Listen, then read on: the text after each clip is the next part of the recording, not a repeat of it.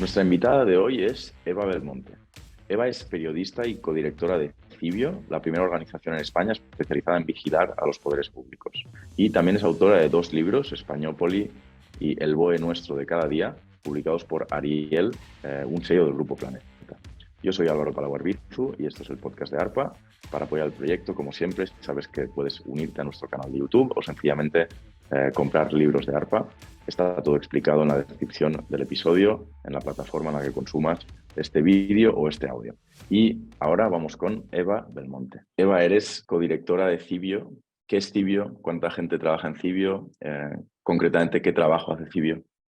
Bueno, Cibio es un bicho raro y a mí me gusta que sea un bicho raro, ¿eh? Me gusta definirlo así porque me gusta que seamos un poco especialitos. Al final, Cibio es una fundación sin ánimo de lucro y es como una redacción periodística, pero con 2 particularidades muy importantes. Primero, que es sin ánimo de lucro, entonces hay una vocación muy clara de servicio público y no de clics, sino de tener publicidad y no de millones de visitas. Y otra, que solo trabajamos temas a fondo, que no trabajamos la última hora, no vamos a replicar nunca la declaración de un político, no vamos a decir Pepito ha dicho esto y esto y lo otro porque no me interesa lo que dice la gente. O sea, nos interesa lo que se hace y sobre todo estamos especializados en lo público, o sea, en vigilar eso que es de todos y que hay que cuidar con mucho cariño porque es de todos, para que se mantenga y nos siga protegiendo a todos. Y somos 10 personas, bueno, ahora somos 9, vamos a fichar en breve para volver a ser 10, solemos ser 10. Y lo que más me gusta un poco del equipo es que es una mezcla también de bichos raros. O sea, al final hay periodistas, pero periodistas que vienen de un montón de diferentes formaciones. Hay informáticos, hay gente de comunicaciones. Es un mix bastante chulo. El objetivo de Cibio es generar transparencia, vigilar a lo público, reducir el nivel de corrupción en España. ¿Tenéis algún tipo de Pues objetivo concreto, de lucha todos clara? esos. Para mí el máximo objetivo es tener información veraz y clara y profunda sobre qué es lo que pasa en lo público. Y eso ayuda a que haya más transparencia, pues también peleamos mucho porque determinada información sea pública y para todos. Eso evita que haya más corrupción porque se está vigilando y porque se ven más cosas. Y sobre todo a mí lo que más me importa, que suena muy manoseado, pero es que yo creo que es muy relevante y sobre todo en un contexto como el actual, a que el debate público sea informado. Eso significa que cuando tú debatas sobre cualquier cosa, lo que te dé la gana, de verdad sepas cómo se hace, qué está pasando, lo entiendas bien y entiendas bien ese tema. Y por eso dedicamos meses o años a investigar a fondo un tema. Y parece una tontería, pero yo creo que no lo es. Y para mí la clave de todo esto es informar a la gente sobre lo que pasa en lo público, lo que es suyo, lo más importante y cómo le afecta, sin tratarles como idiotas. Yo no quiero llamar a las emociones, ni que la gente me lea porque es de mi bando y yo digo que fíjate esto que mal está. Quiero que cada uno tome las decisiones que le dé la gana. No estoy hablando de neutralidad, ¿eh? No estoy diciendo que no, lo que yo hago es puramente objetivo y soy neutral, porque yo no soy neutral, porque yo tengo mis intereses y a la hora, por ejemplo, de elegir un tema, si yo elijo la sanidad pública es porque creo mucho en la defensa de la sanidad pública y esto es evidente. Es claro que tengo una ideología y no soy neutral en absoluto y no me gusta nada esa palabra. Pero sí que mi objetivo es dar toda la información posible sobre ese tema de la forma más clara posible para que todo el mundo se forme su opinión. Y por eso hay una cosa que para mí también nos hace diferentes, que nosotros nunca publicamos opinión, no publicamos artículos de opinión. Claro que opinamos como organización a veces sobre pues, la falta de transparencia en un tema o, ostras, no podemos investigar esto porque nos están poniendo trabas desde un gobierno y eso es relevante. Pero yo no te digo cómo tienes que opinar sobre qué pasa con determinados aspectos, intento darte toda la información a fondo. Y para mí parece una tontería, pero si tuviera que resumir un solo objetivo, que son todos esos, que es que sea más transparente, que el debate público sea más informado, que de verdad sepamos todo sobre lo que nos afecta y no sobre la tontería del día o sobre qué ha dicho Pepito esta mañana, para mí es tratar a los lectores y a la ciudadanía como gente adulta, inteligente y que es capaz de tomar sus propias decisiones. Que parece una tontería, pero no lo es. O sea, hay una cosa que a mí me enfada muchísimo muchas veces de la comunicación que se hace desde los gobiernos, o cuando se miente, o no se miente, pero se pregunta una cosa y se responde otra, y se hace un poco así de thrillerismo político, o se cambia el relato del día para que todo el mundo hable de otra cosa que no es relevante para esquivar algo que han hecho. Es que se trate a la gente como si fueran idiotas. O sea, yo de las cosas que más me molesta de la comunicación política y de la comunicación desde determinados medios de comunicación, ¿no? De que estás hablando como para gente que crees que es menos que tú, y a mí me pasa justo al contrario. O sea, es la sensación esta es que escribo para gente que es más lista que yo, que seguramente hay mucha que sepa más que yo de ese tema en concreto porque es más especialista, y por eso tengo que asegurarme de que me crean, darles todas las pruebas de que lo que cuento es verdad. O sea, es una cuestión más de responsabilidad hacia gente que yo creo que sabe más que yo muchas veces de esos temas. Entonces, ese respeto creo que es una de las claves de Silvia. ¿Qué formatos informativos utilizáis? ¿Estamos hablando de artículos que aparecen en una página web? ¿Estamos hablando de informes que resumen investigaciones amplias? ¿Qué tipo de formato Al final preferís es utilizar? periodismo clásico en web, o sea, pero con algunos matices, sobre todo en la producción, no tanto, o sea, lo que a mí me gusta es que igual estamos 6 meses investigando un tema, o un año, o 3 años, y somos los mayores especialistas en contratos públicos, en indultos, lo que quieras, pero yo quiero que lo que se publique al final sea un artículo periodístico normal, claro, o sea, yo no escribo para académicos del ramo. Entonces, manteniendo ese respeto del que hablaba, es intentar convertir algo, y esto es una cosa que yo creo que es súper bonita del periodismo y es de lo más difícil, convertir algo ultra complejo en un artículo sencillo, claro, que lo explique de forma muy, muy directa. Y para eso a veces, sobre todo cuando tratamos temas muy, muy complicados, con mucha información, usamos mucho visualizaciones, pero porque a veces, una de las últimas investigaciones, por ejemplo, hablábamos de cómo estaba la situación en la atención primaria en toda España, ¿no? Por comunidad, por áreas de salud. Y claro, teníamos todos los datos desagregados, bueno, todos, porque no todo el mundo nos lo dio, pero seguimos batallando ahí, pero muchísimos datos desagregados por área de salud. Y claro, yo puedo hacer un artículo y explicar cómo está la cosa, pero igual tú quieres ver qué pasa en el médico de tu barrio. Y ya que tengo esa información, te la pongo. Entonces necesito visualizarlo de forma clara y sencilla porque no te voy a poner una base de datos gigante para que tú lo busques, ¿no? Entonces, yo creo que si hay una cosa que, más allá de que el proceso es lo que es distinto, porque es muy a fondo, muchos meses de trabajo y nunca vamos a la última hora, es intentar que todo sea lo más claro y sencillo posible. Y para eso muchas veces necesitamos visualizaciones, ¿no? Nosotros trabajamos mucho con muchos datos y no puedes hacer un artículo larguísimo como un informe académico, como un paper contando las principales conclusiones, a veces porque sería inasumible para mucha gente y aburridísimo además, y no queremos ser aburridísimos. Entonces sí que es verdad que trabajamos en artículos online, en la web, casi todo, colaboramos con medios en otros formatos, entonces yo a veces estoy en la radio o vamos a la tele a contar algo, o colaboramos con otro tipo de formatos, o sacamos cosas en papel, en periódicos en papel o en revistas, pero nuestra vía principal es una web y ahí lo puedes leer y le puede llegar a cualquiera, y siempre abierto, sin barreras de pago para que todo el mundo pueda acceder. Y sí que es verdad que usamos muchas visualizaciones porque a veces hablamos de temas muy complejos con muchos datos y es una manera de simplificarlo y que llegue de forma más sencilla. Entonces, el objetivo de Cibio no es que los informes o los trabajos largos de Cibio aparezcan en El País o en la SER o en La Razón o donde sea, sino que realmente la gente acceda directamente a Cibio. El objetivo de Cibio es que se lean. Mm.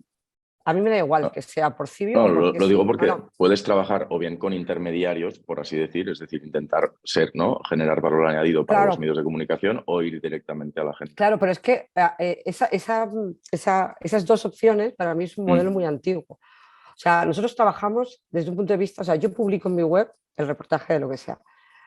Es Creative Commons, es abierto. Cualquier medio de comunicación puede cogerlo y publicarlo en su web. Es totalmente abierto. Porque mi objetivo final es que mucha gente lea esa información, porque creo que es relevante y le hemos dedicado mucho tiempo y queremos que mucha gente lo lea. Entonces, a mí me da igual que lo lean en nuestra web o lo lean en otro medio.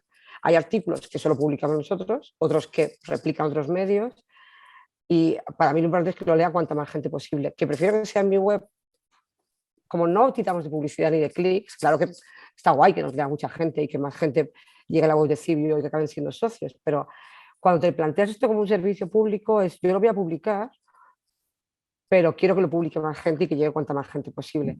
Y hay o sea, nosotros no proveemos de contenidos a los medios de comunicación, esta no es nuestra misión. Nuestra misión es crear contenidos que lleguen a mucha gente, porque creemos que son relevantes. Y os Entonces, financia la gente. sí, en parte, tiene varias patas, pero desarrollo eso ahora. Al final, o sea, desde el punto de vista de un modelo abierto, y que yo no gano dinero por la gente que entra en nuestra web, porque no tenemos publicidad ni ese tipo de cosas, Si a mí el país me republica una investigación que yo también he hecho, pero publicamos los dos, no se la paso para que la publique él, yo no le proveo de contenidos. Si publicamos los dos a la vez, le llega más gente y a mí estupendo, me parece una cosa maravillosa. Pero no es una cuestión, ni somos un medio en exclusiva, que no queremos que nadie más hable de lo que nosotros estamos hablando, ni decimos que es una información en exclusiva, ni somos proveedores para otros medios. Lo que hacemos es un periodismo abierto que queremos que otra gente pueda usar, porque lo que es evidente es que Cibio no tiene el alcance que tiene el país o que tiene la SER. Entonces, claro que a mí me viene bien y yo quiero colaborar con esos medios, partiendo desde la base de una colaboración de iguales, de mis textos no se tocan ni una coma para salir en tu periódico, por ejemplo. Pero claro que quiero colaborar con esos medios en un altavoz mucho más grande para llegar a mucha más gente. Pero no somos proveedores de información. Y hay una cosa muy importante, porque además somos muy tiquismiquis con esto, yo no hago informes. Yo no hago informes que le paso al país. Claro que a mí me llaman de los medios para, cuando hay un tema de contratación pública, por ejemplo, que yo soy experta, para llamarme como experta, para que yo opine. Pero porque llevo 6 años haciendo reportajes de investigación sobre contratos. No porque sea una académica que me dedique a hacer informes sobre contratos públicos. Entonces yo sé que es un... Por eso he dicho desde el principio que somos un bicho raro, porque es un modelo que en España no existe. O sea, en otros países sí, en Latinoamérica hay un montón de redacciones non-profit que colaboran con medios grandes y también publican sus investigaciones. Pero es un modelo muy raro. Entonces, claro que me pueden llamar como experta en transparencia o en contratos públicos o en indultos, pero porque llevo un porrón de años investigando sobre esto, pero yo soy periodista. Y cuando colaboro con otros medios o otros medios republicanos nuestros, lo hacemos de compañero a compañero, porque nuestro modelo no es de cerrar y que nadie pueda coger nuestras cosas porque son exclusivas y ponemos exclusiva a última hora. No, es yo he hecho esto durante meses y quiero que todo el mundo lo aproveche. Y de hecho, una de las cosas más bonitas, que a mí me gustan más, es cuando hacemos, por ejemplo, un tema como el de atención primaria, que es de los últimos, de qué pasa en toda España, y luego hay un montón de medios locales que cogen los datos de su zona y como saben más de lo que pasa en su zona, usando esos datos nuestros, hacen una investigación propia de qué pasa en esa comunidad autónoma o en esa zona. Y a mí eso es lo que más me gusta, porque al final es como, ostras, hemos hecho un trabajo de datos de meses y de repente van a salir un montón de investigaciones de ahí. Y eso me parece como súper guay. Entonces, ¿de dónde sale el dinero para Esa es, Cibio? eso es lo Tampoco más... hace falta grandes cantidades de dinero, pero bueno, hay No, que pagar bueno, unos salarios. tenemos un presupuesto de 400 y pico mil euros al año. Mm, Antes estábamos en 400, 450. Eh, y básicamente hay una parte muy importante que son los socios, que es la más importante, porque además es la más estable. Porque el resto, ahora te cuento el resto, pues pueden salir o no salir, son más variables, pero los socios al final es todos los meses un poquillo de dinero que es lo que nos tira para adelante. Y además, si no tuviéramos el apoyo de los socios, también tendríamos la sensación de que igual lo que hacemos no le interesa a nadie. O sea, es una parte también de reconocimiento y de sentirse que no estás solo ahí peleando contra todos los bichos grandes, tú ahí solica en una redacción de personas, y luego que es lo que nos ayuda a mantenernos y a ser estables y a pagar las nóminas, que además prácticamente todo el presupuesto son nóminas, el alquiler de la oficina y poco mm, más. vale. Entonces, hay una parte muy importante que son socios, que yo creo que están el 40% así ahora mismo. Hay una parte pequeñita que es pues, venta de servicios, que esto siempre lo digo así, que es muy bruto y me odian cuando lo digo, pero es un poco vender la sangre del equipo técnico, que es maravilloso, para que haga cosas chulas, para que los periodistas podamos seguir haciendo temas, es un poco aprovecharnos de ellos que cobran mejor que nosotros. Pero básicamente es eso, pues hacer, por ejemplo, nosotros tenemos un proyecto que se llama ¿Dónde van mis impuestos?, que es de visualizar los presupuestos generales del Estado y explicarlos para que se entienda. Y hemos hecho para administraciones públicas, autonómicas y locales eso con sus presupuestos a medida y cobrándolo. O sea, alguna vez hemos hecho cosas así y también, por ejemplo, formación, mucha formación para periodistas, Vale. de tema de datos, en investigación y visualización. Y luego está la tercera pata, que son becas internacionales o donantes internacionales, que por ejemplo ahora tenemos una para hacer periodismo de servicio público, que tiene mucho que ver con todo lo que hicimos con el COVID y seguimos haciendo con las ayudas, explicando las ayudas. Entonces, también becas para hacer investigaciones concretas. Hemos tenido muchas a lo largo de la historia del CIBI para hacer periodismo internacional, ¿no? Ahora tenemos estamos en un proyecto europeo pues, para colaborar con redacciones de toda Europa y hacer grandes investigaciones europeas. Entonces, eso es becas, provisión de servicios una parte y, sobre todo, lo más importante y lo más estable y lo que de verdad nos mantiene, que son los socios. Vale. Vuestro objeto de trabajo es la administración pública, en sentido amplio. ¿Qué es la administración pública? ¿Qué tamaño tiene? ¿Cuántos trabajadores tiene? ¿Cuáles son las principales administraciones del Estado? Antes de entrar en la cuestión de si son opacas y corruptas o no. Es que es enorme la administración pública y la administración pública es desde la señora que te atiende en la administración de tu centro de salud hasta el presidente del gobierno o los jueces del Constitucional. Quiero decir, y en realidad no es lo público en sentido muy, muy, muy amplio, porque la administración pública es muchísima gente que también trabaja en escalafones muy bajos, ¿no? Entonces, para nosotros o sea, es esta sensación de que durante muchísimo tiempo lo público se ha criticado desde determinados ámbitos de la derecha mucho. Siempre, esta sensación también, esta sensación de que está todo mal, todos los políticos mal, todo es un horror. Entonces, nosotros es un poco esta cosa de vigilar y explicar qué pasa en eso que nos afecta a todos tanto, que es todas las decisiones que se toman desde lo público, que va desde una reforma al mercado eléctrico, que son miles de millones, a que si el ayuntamiento te ha subido la zona verde de tu barrio. Entonces, es que es todo, o sea, afecta todo en tu vida. Y para mí una cosa muy importante de esto es que nosotros estamos centrados en contar historias y explicar noticias sobre temas que te afectan, o sea, que afectan a la gente de verdad. Porque sinceramente, que hoy el político de turno haya insultado a otro, lleven 3 días peleándose, no te afecta una mierda. Y lo siento, me lo acabo diciendo tacos porque hay cosas que me Pero salen. concretamente, ¿cuáles son las grandes administraciones del Estado, las que tienen más presupuesto, más trabajadores? No sé si tienes en mente, entiendo que hay niveles de la administración Claro, pública, pero está el es que Estado, las depende, comunidades, no sé. es una pregunta que no puedes responder de forma rigurosa si no hay una metodología clara. O sea, ¿cómo la juntas? Si junto todas las comunidades autónomas, pues puedo decir las comunidades autónomas, porque todas juntas tienen más peso pues, en trabajadores, en presupuesto que la Administración General del Estado, si las juntamos. Pero por separado, pues igual no. Claro que la Administración General del Estado es importante, pero por ejemplo, por mucho que la Administración General del Estado para mí sea muy relevante en temas muy bestias, sobre todo que tienen que ver con derechos y con determinadas, y en cuanto a volumen, a presupuesto, a tamaño, a ayudas, pero si por ejemplo hablamos de sanidad y educación, que las competencias están transferidas, ostras, es que ahí nos encontramos con las comunidades autónomas, tienen un poder importantísimo en esos temas que son clave casi para sobrevivir y ahí los niveles de opacidad varían un montón de una a otra. Eso es una puñetera locura y tienes que ir una a una para conseguir esa información. Pero claro, a mí me interesan mucho las administraciones locales, creo que tienen mucho menos control y y por eso hay muchas más prácticas corruptas, porque hay mucho menos control y que tienen un poder muy directo sobre determinadas decisiones de tu día a día. Entonces, en cuanto a volumen de trabajadores de forma individual, la Administración General del Estado seguro. En cuanto a poder, competencias o hasta qué punto son relevantes, a mí me preocupa mucho qué pasa en las comunidades autónomas por eso, porque educación y sanidad es muy, muy, muy relevante. Y creo que lo acabas de decir, pero ¿qué administraciones públicas te parecen o son más opacas y corruptas y qué administraciones lo son menos o incluso hacen un buen trabajo o funcionan bien? Pues depende. La cuestión es que es ultra variable y hay una cosa que es muy preocupante, como las leyes, por ejemplo, de transparencia, no son todo lo exigentes que deberían ser en la mayoría de casos, al final depende mucho de quién esté en ese momento, que esto es un problema muy importante, de quién esté en ese momento en el poder.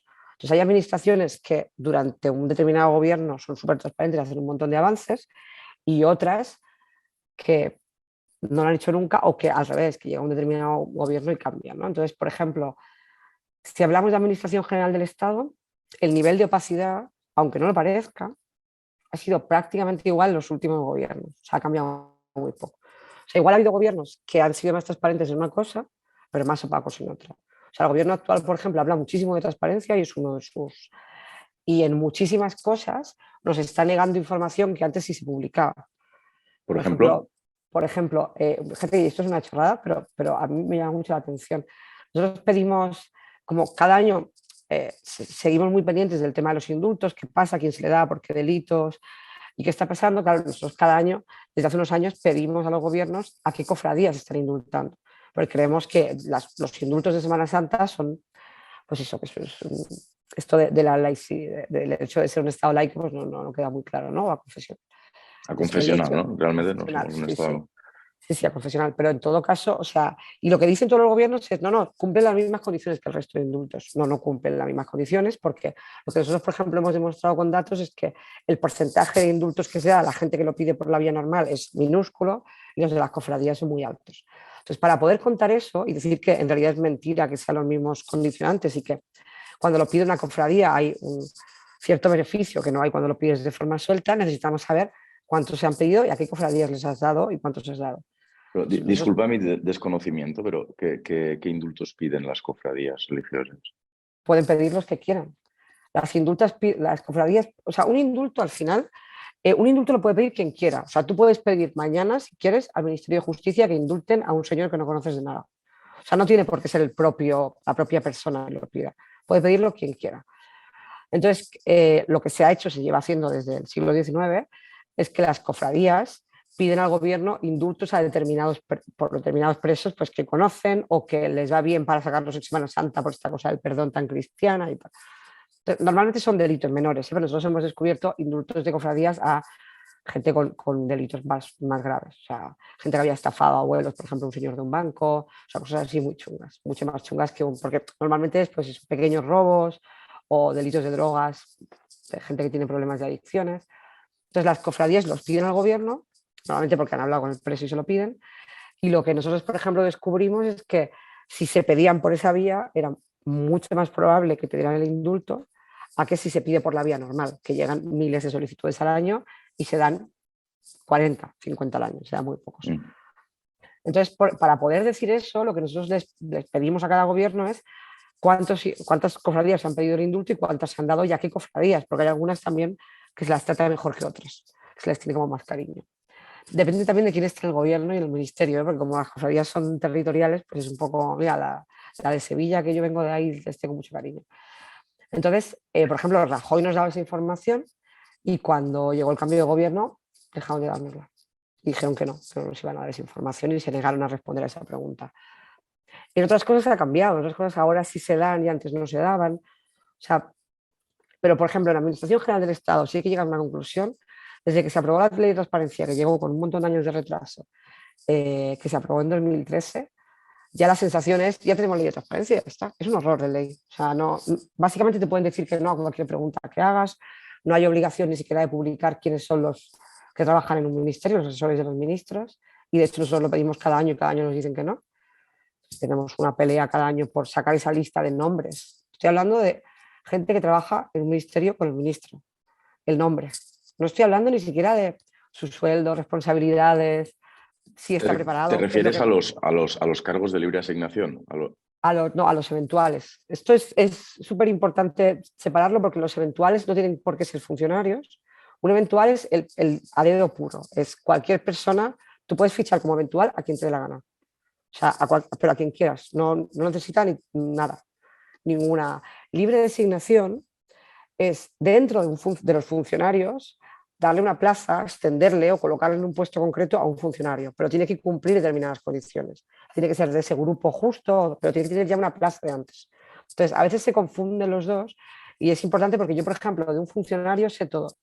Yo sé cuándo sacó la plaza, cuándo se presentó, en todos los puestos en los que ha estado, si por libre designación la han cambiado de un lado. Todo eso se publica.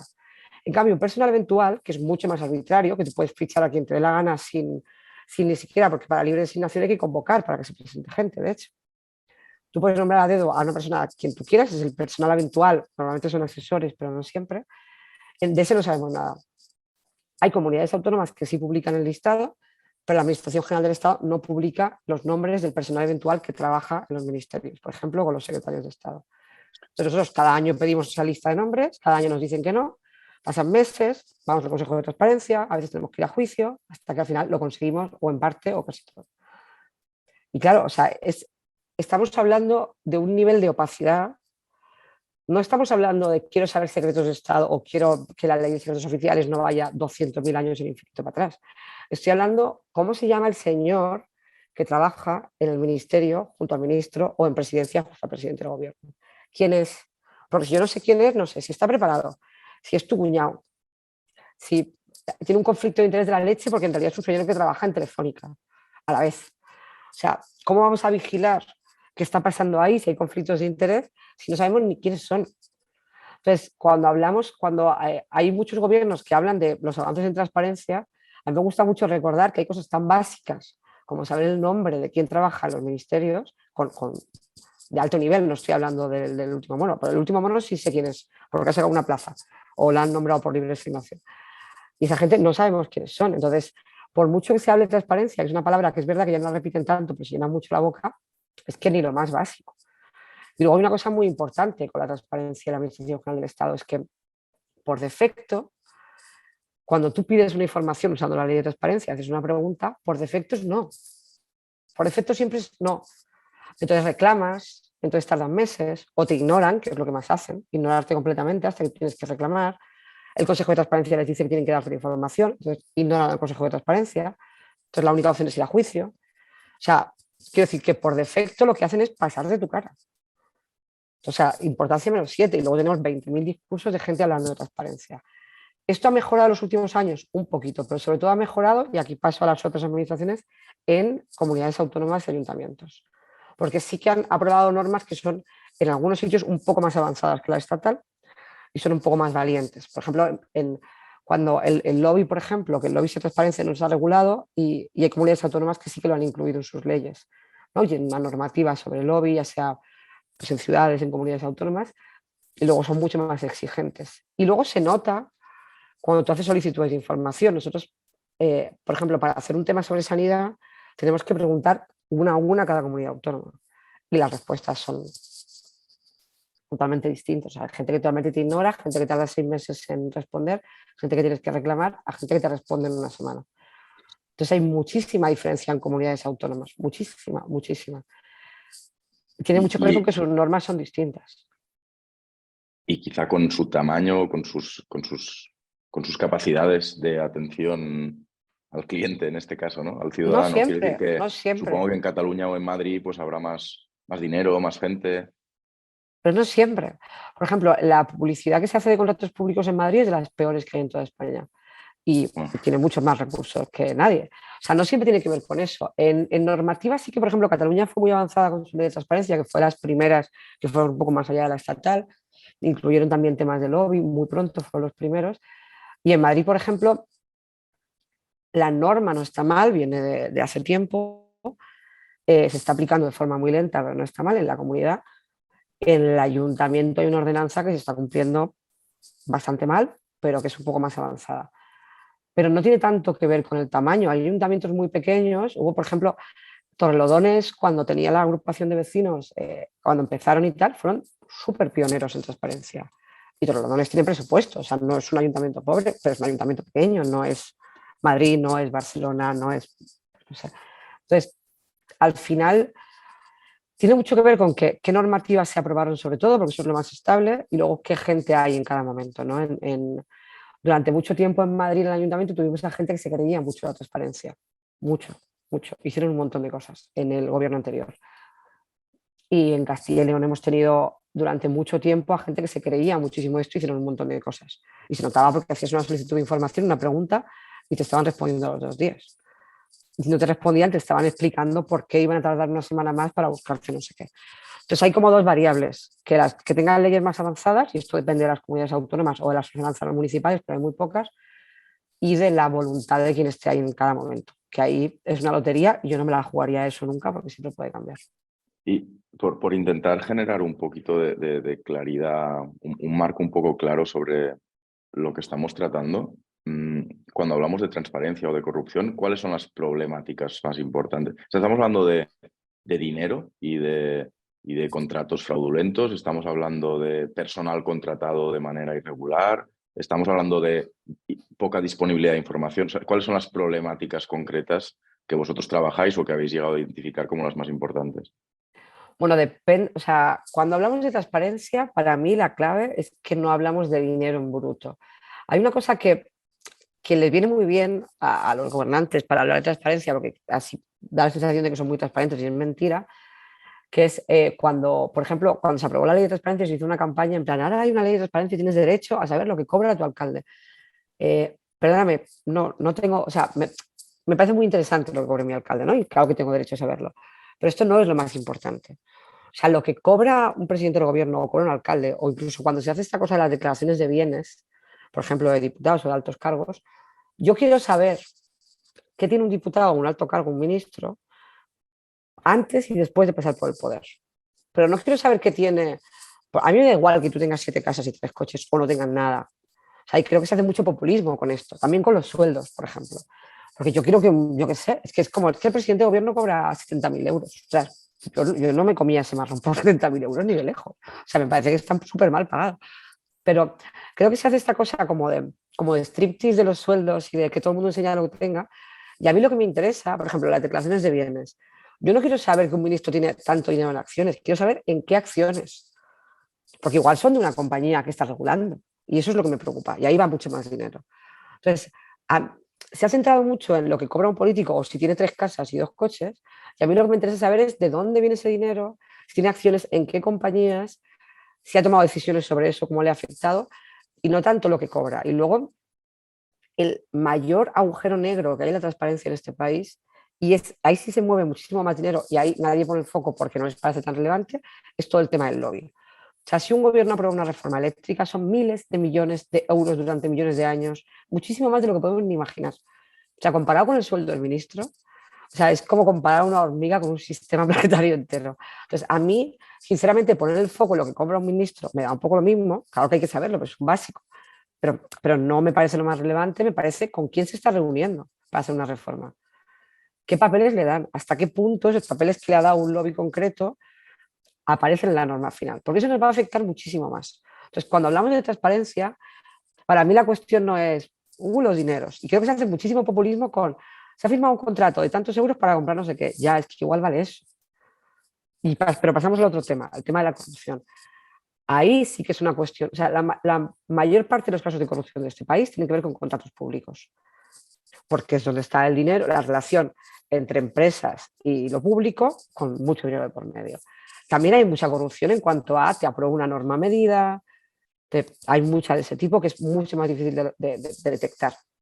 Entonces, si hablamos de transparencia, el problema está en que la relación entre lo público y lo privado vía lobbies no es transparente, ahí sí se mueve muchísimo más dinero y se pone el foco en cosas populistas como, oh Dios mío, se han gastado 1 millón. ¿1 millón en qué? ¿Y eso es mucho o es poco? Se hace muchísimo populismo ahí y eso no es lo relevante y no nos afecta tanto. Pero si hablamos de corrupción, la clave está en los contratos públicos.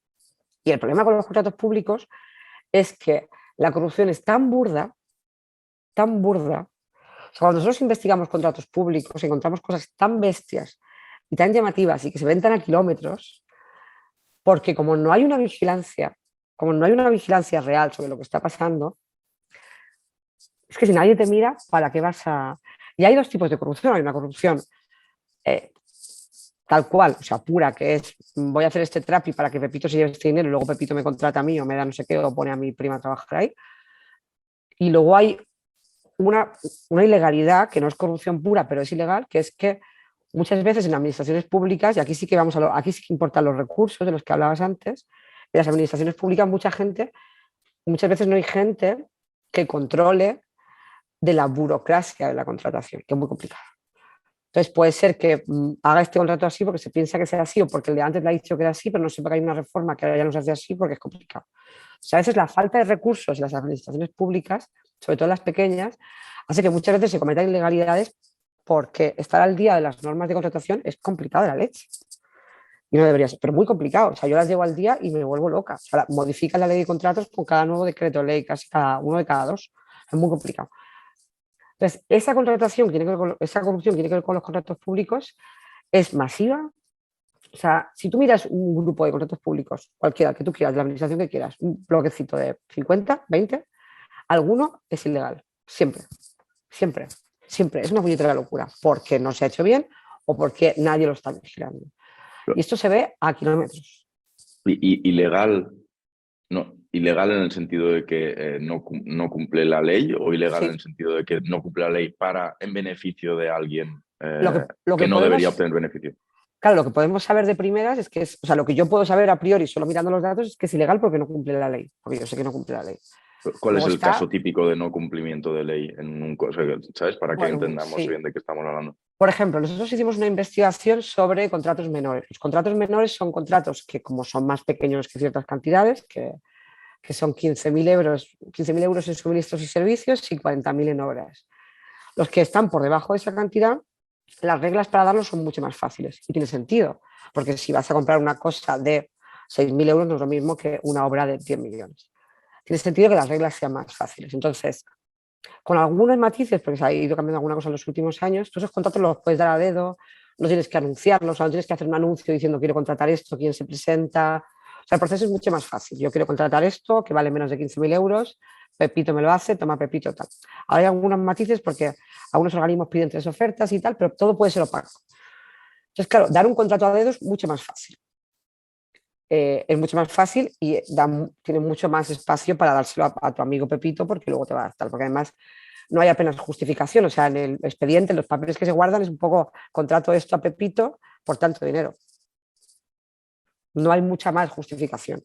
Entonces tú puedes comprar una cosa que vale 5 a 20 y como no lo tienes que explicar en ningún lado, como no sea que alguien revise ese contrato al milímetro y sepa del tema, no se va a enterar. Entonces, ¿qué pasa?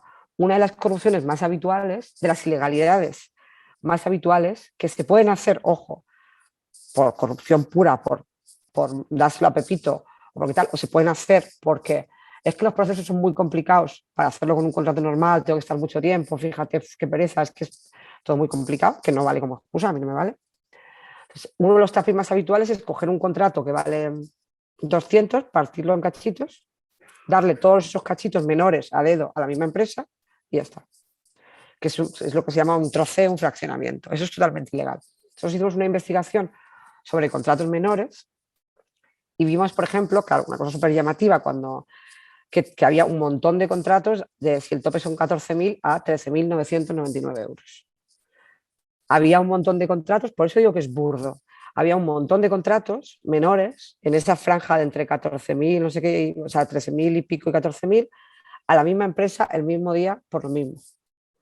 Quiero decir que no, la corrupción no es en plan Watergate con un montón de cosas de espías y súper producidas. No, o sea, esas ilegalidades son, tío, le has dado 13 contratos a la misma empresa el mismo día, todos menores. 13.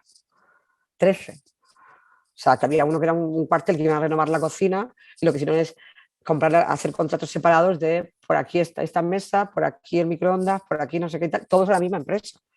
Porque tú puedes decir, bueno, no, pero es que yo quiero contratar una empresa especializada en cada electrodoméstico. Muy bien, pero son todos la misma. Y luego que se dan el mismo día. Y algunos con el mismo, o sea, para lo mismo. O sea, había una cosa que nos flipaba un montón, que era que se compraba, por ejemplo, instituciones penitenciarias, compraba para la cárcel 14.999 euros en harina. O sea, era un poco a peso. Porque así lo tengo que hacer un contrato, porque si lo puedo dar. Y luego, por ejemplo, compraba helados, había 2 contratos de helados de la misma empresa, y uno era para los presos que estaban en régimen general y otros los que estaban en preventiva. Y los dos de 14.999, que era como, porque comen helados distintos, porque lo has partido en dos usando un criterio a voleo para esquivar las reglas de contratos. Entonces, esta es una de las corrupciones más habituales en contratos públicos, o sea, los troceos, hacer cachitos un contrato para poder saltarte las normas. Hay otros, también, por ejemplo, las reglas de contratos son muy complejas y tienen unos controles. Entonces, muchas administraciones públicas lo que hacen es usar la figura del convenio, que es como un acuerdo entre 2 partes, para esquivar todo eso. Esas son como las más habituales. Entonces, si hablamos de transparencia, yo creo, y ahí hay mucha corrupción, que llegaremos algún día, si algún día hay transparencia, pero que está muy, muy escondido. Yo creo que para mí el problema de transparencia es que las relaciones, o sea, la influencia que tiene lo privado en cómo se escriben las normas y qué normas se aprueban es totalmente opaca y ahí nadie quiere mirar. Y esto es mucho más importante que saber el sueldo del alcalde. Y si hablamos de corrupción, la clave está en los contratos públicos. A veces, y hay muchísimas ilegalidades, a veces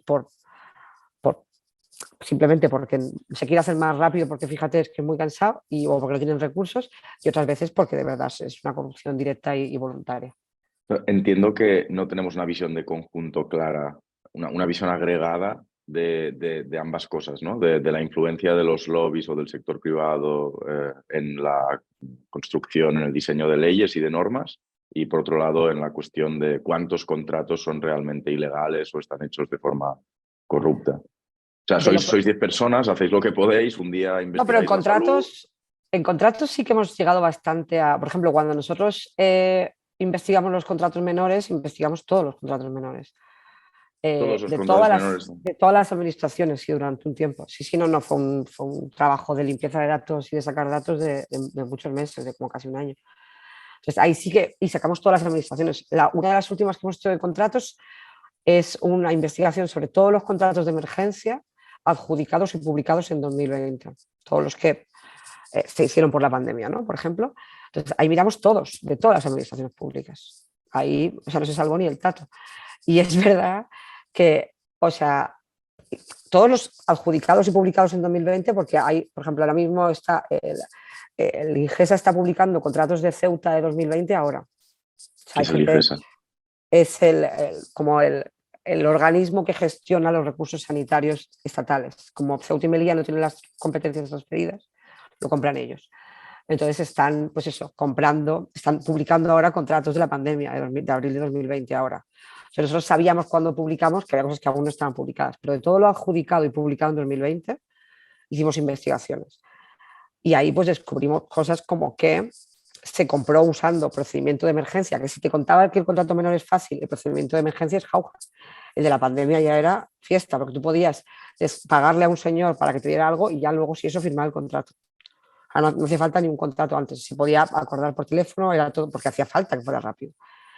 Pero claro, ahí se ha aprovechado muchísima gente. Entonces el contrato de emergencia ya no es que sea a dedo, es que tú puedes decirle, llamar por teléfono a Pepito y decirle, mándame esto, te lo pago ya, se firma y tal. Y la información que tenemos de los contratos es nada, es muy Pero poca. claro, cuando dices ahí se ha aprovechado mucha gente, sería interesante saber cuánta gente, de qué números hablamos, de qué porcentajes hablamos, Claro, porque esa sería la manera de evaluar a nivel claro. global la importancia de este problema. Entiendo que casos como el de la harina debe haber unos cuantos, pero pueden ser anecdóticos o pueden no serlo, ¿no? No, Depende pero de por cuántos ejemplo, haya. cuando yo te hablo de los casos como el de la harina, yo te digo exactamente, y en la investigación está, qué porcentaje de todos los contratos que hemos mirado, que son de todas las administraciones, están en 14.999. ¿Cuántos hay que son a la misma empresa al mismo día? No sé qué, todo esto está cuantificado, está en nuestras investigaciones. O sea, nuestra obsesión es cuantificar esas cosas, sobre todo para que quede claro que, primero, que no es una cuestión de fíjate que este es malo y este es bueno, y que no es anecdótico, que sí hay que solucionarlos porque no es algo anecdótico. Entonces, yo te puedo decir, por ejemplo, en contratos menores, estos fraccionamientos, cuántos eran ilegales. Y tengo el porcentaje, o sea, tal cual. En contratos de emergencia, yo te puedo decir cuántos se han publicado tarde, de cómo, a lo que marca la ley, eso también lo dijimos. Y yo puedo ver, porque ahí, por ejemplo, lo que hicimos fue analizar en los que teníamos esa información los precios unitarios. O sea, cuánto esta empresa ha pagado, ha vendido una FP2 en enero a esta administración, a esta y a esta. Y de repente ves que a este se lo vende a 2 y a esta, aunque le venda muchísimos más, se lo vende a 4. ¿Qué dices? Entonces, cuando yo digo que se ha aprovechado mucha gente, me estoy refiriéndome a los intermediarios y a cómo se negoció y se aprovecharon de un momento de necesidad para, dependiendo de con quién negociabas en un lado u otro, hacer diferentes precios. Y esto era evidente, porque estamos hablando, o sea, lo que podemos demostrar, yo no puedo decirte cuánta gente se ha aprovechado, porque no sé cuántos intermediarios hay detrás, porque yo lo único que veo es el precio final y la empresa que lo ha vendido, pero lo que sí sé decirte es que una misma empresa dio precios muy distintos a distintas administraciones el mismo día. Cuando, porque tú puedes entender que, vale, te lo hago más barato si me compras 100.000 que si me compras 100, pero lo que era justo al revés. O sea, todos esos casos anómalos en los que con la misma cantidad o incluso vendiendo más es cobrado más caro a algunas administraciones son los que destacamos y eso los podemos cuantificar. Porque es un poco, ostras, ¿y por qué si a este lo vendes a 2, a este a 20 cuando le estaba vendiendo más? ¿No? ¿Qué ha pasado ahí? ¿Quién ha intermediado? ¿Qué está pasando? Entonces, yo no puedo saber qué ha pasado detrás si no investigo caso por caso, pero sí puedo decir, ojo, echad un ojo a estos, por lo menos, y empezar a investigar ahí. Y en algunos casos sí que se ha visto pues, que ha habido intermediarios que se han llevado una parte relevante. Y luego hay una cosa que parece, insisto en lo que la corrupción es muy burda en este país, muy burda, porque no se vigila bien. Y si quieres hablamos ahora de cómo se vigila y lo mal que se vigila. Pero cuando nosotros miramos todos los contratos de emergencia de 2020 de todas las administraciones, nosotros hicimos esta investigación pensando en, vamos a ver a cuánto han vendido cada cosa, si ha habido empresas, por ejemplo, pudimos descubrir que había muy pocas empresas que se llevaron casi todo.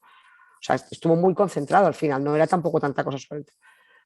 Pero lo que no nos esperábamos encontrar, porque pensábamos que iba a ser una cosa más fina, es que había un montón de administraciones públicas que usaban el contrato de emergencia de la pandemia para contratar otras cosas, utilizando la excusa de la pandemia. O sea, no para comprar mascarillas o para informatizar no sé qué para que la gente teletrabajara. O sea, Murcia adjudicó la televisión pública, la concesión de la televisión pública por un contrato de emergencia, justificándolo con que es que la gente necesitaba ver la tele en pandemia, porque estábamos en crisis.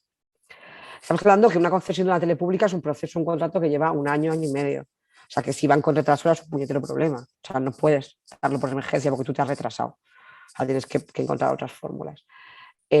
Un ayuntamiento que contrató por emergencia los camellos de la cabalgata de Reyes. Que, o sea, podemos hacer la broma que queramos, pero los Reyes vienen todos los años. Que si tú ya sabes que tienes que contratar los camellos, ¿no? Un ayuntamiento que contrató pistolas Taser para la policía. Porque decía que, claro, que con la pandemia no se iban a acercar cuando tuvieran que ir a alguien, que mejor les disparaban de lejos, que es como, pero a ver un momento. O sea, pero esto es totalmente ilegal, ¿qué me estás contando? Tú no puedes usar un taser porque es que no quieres que el señor agente se contagie. O sea, quiero decir que cuando hablo de que es burda, es mucho más burda de lo que te puedas imaginar. Pero lo que quieres decir es que en todos estos casos que acabas de citar,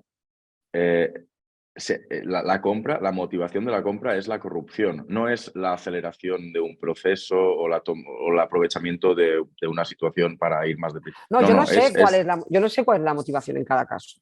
Sé que está mal y que es ilegal. Y hay una cosa que es, tú no puedes tomar decisiones desde una administración pública que son ilegales. O sea, que la motivación es que el señor que le compró los camellos era su primo, no lo sé, no tengo ni idea.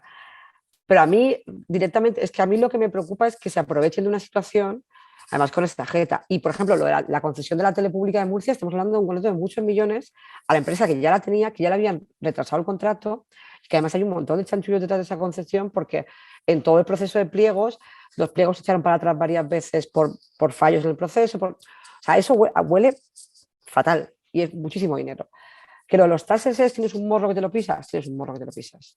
Pero es que estamos hablando de un gestor público, o sea, quiero decir, no se permite. Y lo de los tases a mí me preocupa muchísimo más porque estás escribiendo en un papel la justificación de un contrato, en un papel oficial, que es que estás usando los tases para que la policía no se acerque a la gente. Entonces, que no se pueden usar para eso, que hay reglas.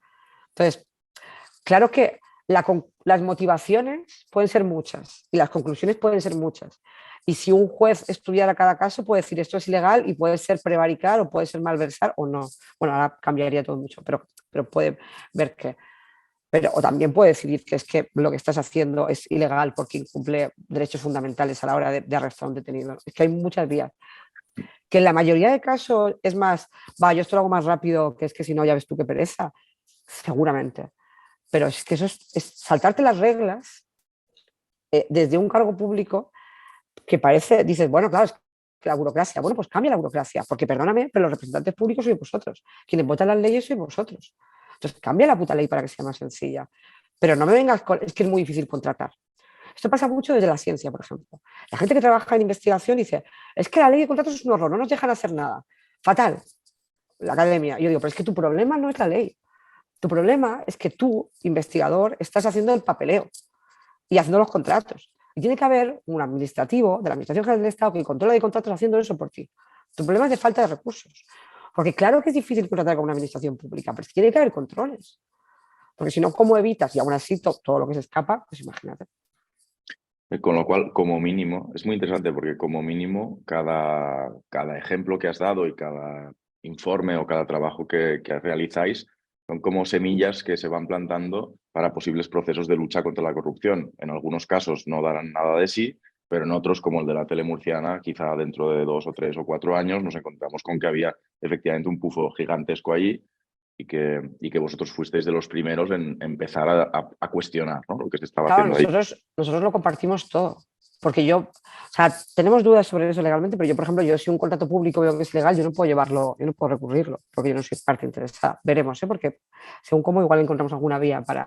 Pero entonces nosotros lo que hacemos es, si yo investigo, por ejemplo, con los contratos de emergencia o los fraccionamientos de contratos menores que te contaba, todo lo que nosotros hemos descubierto con los datos analizados, mira, estos son todos los contratos que hemos encontrado a la misma empresa, al mismo día, o contratos que hemos encontrado de emergencia que no parecen de emergencia, o cosas que no se han publicado. Si lo hemos pasado a todos los organismos anticorrupción, o sea, nosotros hemos pasado el Excel con los datos y con los análisis y las conclusiones a cada organismo anticorrupción de cada comunidad autónoma, ayuntamientos, tribunal de cuentas, oficina anticorrupción, o sea, todo esto lo pasamos y sabemos que los miran. Y sabemos que de ahí han sacado cosas y tal. Lo que pasa es que, claro, hay cosas que se pueden contar y no porque están en procesos. Pero al final también es un poco. Claro, yo no puedo llegar hasta el final de muchas investigaciones porque no soy solo periodista, yo publico ya, pero sí que se lo enviamos a esta gente. Antes de entrar en el tema de la vigilancia, supongamos que eres ministra de Transparencia o de Lucha contra la Corrupción. ¿Cuáles serían las 3 o 4 cosas que habría que hacer? Que habría que hacer sí o sí. O sea, hemos comentado que hay un problema de contratos públicos, que hay otro de lobby, o al menos esos dos has destacado, pero ¿qué iniciativas habría que tomar para mejorar para resolver esos dos problemas? Lo primero, en ambos casos necesitamos organismos independientes de verdad. Tenemos un Consejo de Transparencia que, aunque es verdad que sobre todo en sus primeros años ha hecho un trabajo de la leche, oficialmente no es independiente. Se dice que es independiente, eso es esto, pero el presupuesto depende del ministerio, no se nombra de forma independiente a las personas que están ahí, o sea, al final se nombra un poco como siempre. Entonces, yo necesito, si no hay un organismo independiente que vigile y sobre todo que tenga poder sancionador, porque el mayor problema de la transparencia ahora mismo en lo que tiene que ver con qué publican y sobre todo cómo responden a los ciudadanos cuando preguntan cosas, es que ignoran a todo el mundo, ignoran al Consejo de Transparencia y ya está, no pasa nada. Porque el Consejo de Transparencia no tiene poder para sancionar a nadie, No hay consecuencias. no hay consecuencias, entonces es jauja.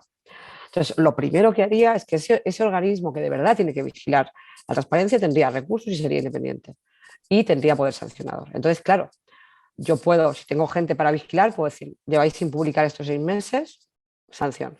Lleváis sin hacer esto, tal. No habéis respondido a esta gente en 2 días, sanción. No se cumplen los plazos, sanción. Y sanciones de verdad importantes que existen en otros ámbitos de lo público. O sea, hay otras cosas que sí se sancionan, ¿no? Por ejemplo, cuando hay conflictos de interés, si tú pues no informas a la oficina de conflicto de interés cuando tienes un cargo público de que estás trabajando también en una empresa que tiene intereses, pues hay sanciones, pues esto, lo mismo. No respondes a un ciudadano cuando tocas, sanciones. Esto es lo primero que haría. Y algo muy similar con contratación. Tenemos un organismo de vigilancia de la contratación que se creó porque nos obligó Europa, que se llama la OIRESCON, si no, ni se crea, esto se entró en vigor en 2018, que se llama Oficina Independiente de Regulación y Supervisión de la Contratación. Es independiente en el nombre. De hecho, pasa mucho que cuando alguien tiene independiente en el nombre, ojo, que esto de dime de qué presumes y te diré de qué careces es un poco así. Es un organismo que depende del ministerio, que está nombrado directamente por el gobierno, o sea, es que no es independiente y tampoco tiene recursos, son 4. Entonces, que la persona que está ahí en algunos momentos está motivada y quiere hacer cosas estupendas.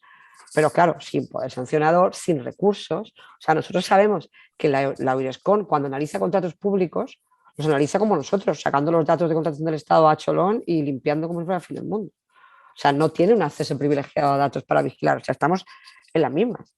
Y son casi como nosotros, de gente, son 4 gatos. Entonces, claro, si no hay organismos independientes que vigilen esas cosas, es que da igual que hagas la mejor ley de transparencia o la mejor ley de contratos del mundo. Si nadie lo vigila, da lo mismo.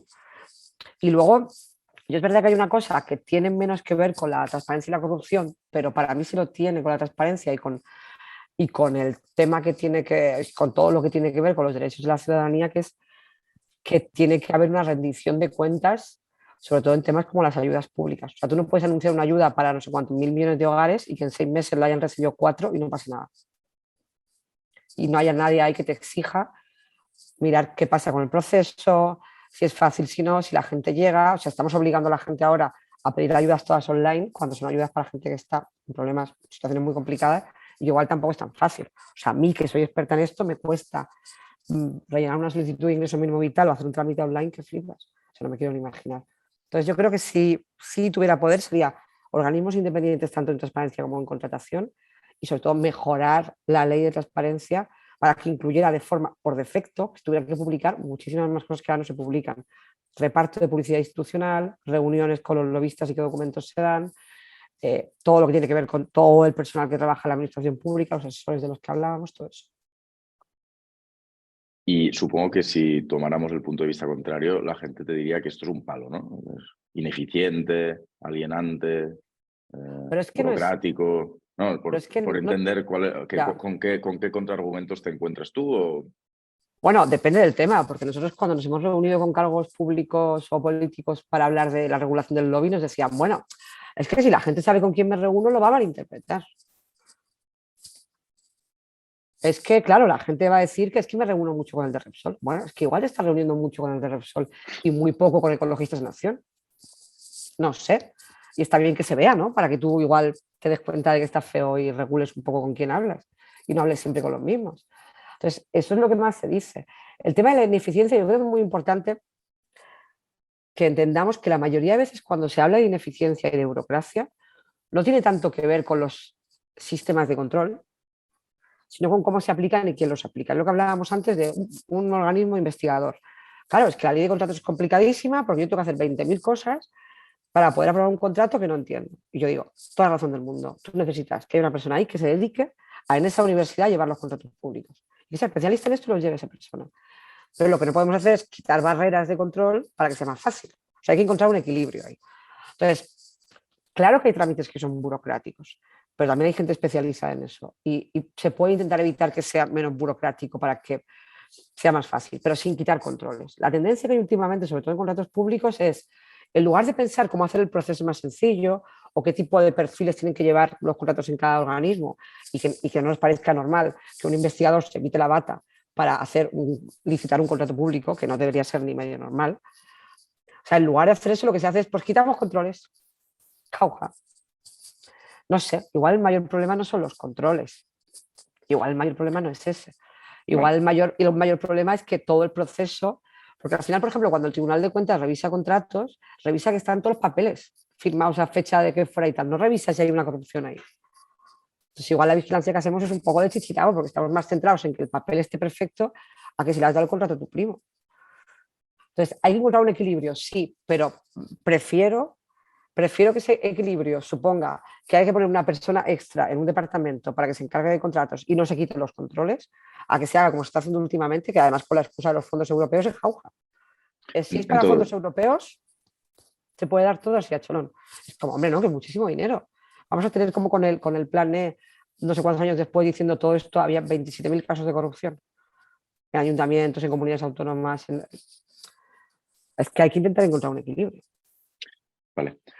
Tú eres conocida, Eva, por ser la única persona o la única periodista de España que lee el BOE cada día, o al menos eso dice la leyenda. Y por supuesto publicaste el libro El BOE Nuestro de cada día con Ariel, un sello del Grupo Planeta. ¿Qué es el BOE? ¿Qué aspecto tiene el BOE? ¿Cuántas páginas tiene? ¿Por qué es importante el BOE? ¿Qué nos puedes contar sobre el BOE? El BOE es como el tablón de anuncios. Imaginemos un pueblo antiguo, pues cuando salía el pregonero y decía, se hace saber que el alcalde ha dicho, no sé, pues es un poco eso, pero en grande. O sea, al final el BOE es la única obligación de transparencia que tienen muchísimos gobiernos, porque hasta que no llega algo al BOE no existe, no está aprobado, no está en vigor, no puede entrar en vigor. Y es el sitio por el que pasa todo, no solo el BOE, también los boletines autonómicos y de diputaciones y tal. Pero al final, aunque a ti te parezca algo ultra ajeno y que nunca vas a tener que mirar y que no sé qué, te va a afectar en algún caso. Por cualquier chorrada, porque resulta, de hecho puedes salir en el BOE porque te avisen por algo. O sea, te pueden avisar por el BOE.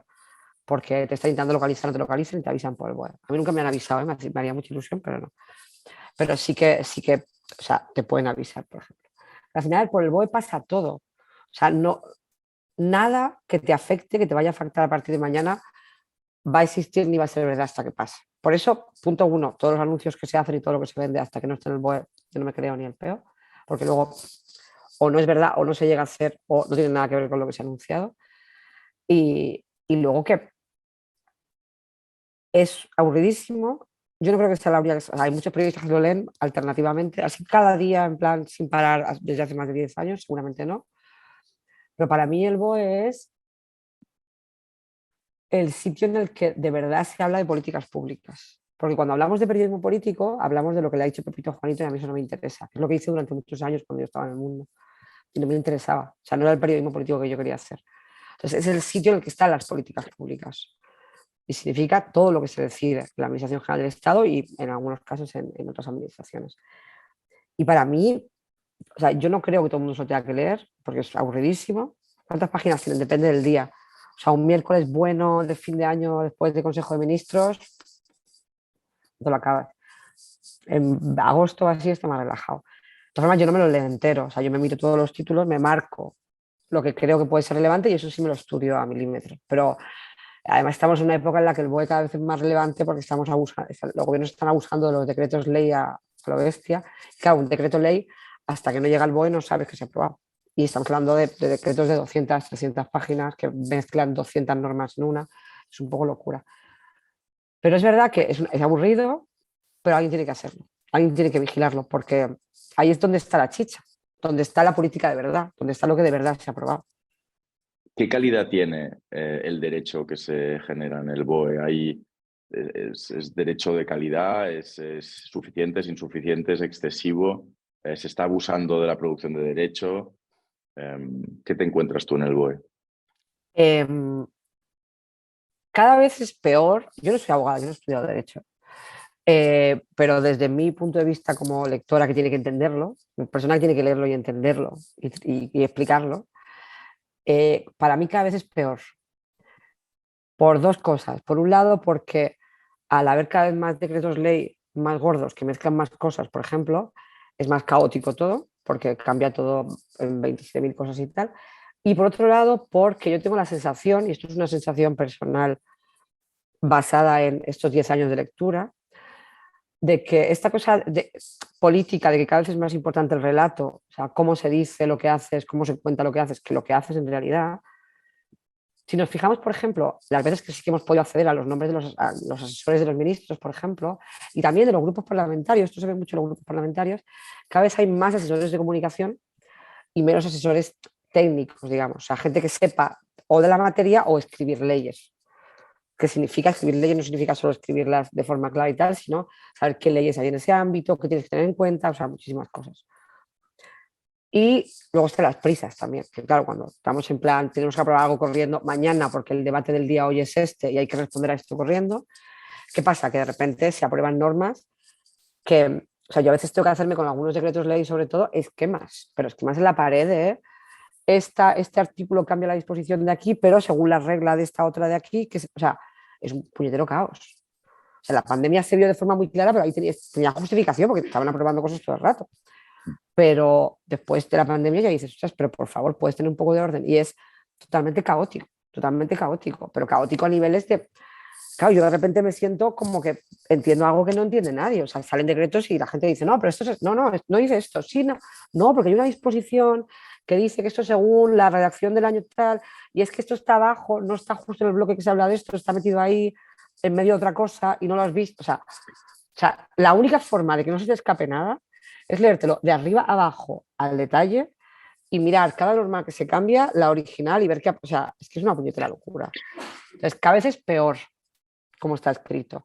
Y no Eh, se, no se simplifica o limpia regularmente el derecho que se va produciendo, ¿no? bueno, sí, Lo pregunto. sí, en el BOE hacen un trabajo estupendo. O sea, en el BOE hay gente que se pelea, como yo me peleo con los decretos de ley, por ejemplo, que se vuelven locos seguramente también para organizar todo, que es la gente que hace la legislación consolidada, que es maravilloso. Es muy, muy útil. De hecho, yo cuando estoy leyendo un decreto de ley por la mañana y estoy escribiéndolo y explicándolo, si entro a la normativa original, ya veo que hay una alerta de se está actualizando, última actualización en progreso. O sea, están ya preparados. Es verdad que ellos lo tienen antes que yo, pero están ya preparando los cambios. Entonces, la legislación consolidada del BOE funciona súper bien, porque ellos hacen este trabajo también de intentar entender qué has cambiado en todas las normas que hay, ir y actualizarlo. Entonces, si tú vas a la legislación consolidada, lo tienes todo actualizado. Pero eso pasa con las normas superiores, o sea, no pasa con cualquier resolución. O sea, hay resoluciones que se han cambiado. Por ejemplo, todas las resoluciones que tienen que ver con los controles de entrada a España, eso no se consolida porque es de nivel bajo. Entonces, ahora mismo tú busques una resolución de controles de entrada a España que te piden y como no sepas que se ha actualizado 7 veces después y tengas la última versión y tú hayas ido, como hice yo, con la original tachando y copiando cosas, no sabes cuál es la que está vigente, ¿no?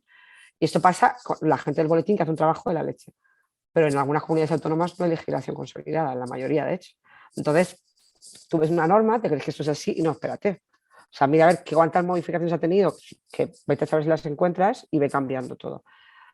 Pero claro, o sea, ese trabajo del BOE lo hacen muy bien la legislación consolidada, pero es que es muy complicado entender las normas. Entonces, y es complicado para mí, es complicado para gente. Yo recuerdo, por ejemplo, cuando el bono social, la ayuda esta para la luz, hicieron una reforma, entonces yo lo conté, vi que era muy complicado y al final decidimos hacer una aplicación en la que la gente ponía sus ingresos y tal, yo no guardaba ningún dato, por supuesto, y le decía si tenían derecho o no a la ayuda, porque las casuísticas, la norma era complicada de la leche.